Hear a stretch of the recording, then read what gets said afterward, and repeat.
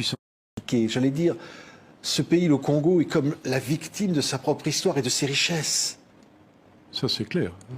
Si le Congo n'était pas un des pays qui recèle, que ce soit par son sol ou son sous-sol, ces richesses qui en font un coffre-fort de l'humanité en termes de matières premières et de minéraux rares, le coltan. Prenons le coltan que tout le monde a dans son téléphone mobile ou son laptop ou son ordinateur.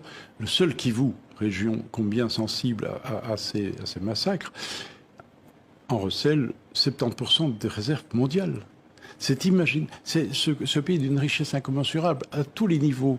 Sa forêt, la plus grande du monde après l'Amazonie, qui se rétrécit. Son fleuve, qui a une puissance hydraulique qui dépasse l'entendement. Le deuxième du monde après l'Amazone.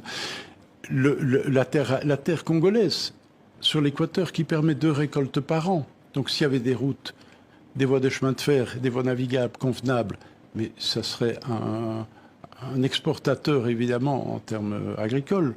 Et évidemment, les minéraux principaux standards, le cuivre, le cobalt, le coltan habituels, et tous les minéraux rares, nobium, tantalium, coltan et autres, germanium, qui sont au Congo. Donc ce pays devrait être un dragon, un pays de référence, un des grands pays importants et de l'Afrique. Or, il n'est pas classé parmi les pays les plus pauvres. Oui. C'est un scandale absolu. Comment vous l'expliquez que ce pays qui a le plus de richesses est aussi le pays le plus pauvre? Mais il y a une relation de l'un à l'autre, évidemment.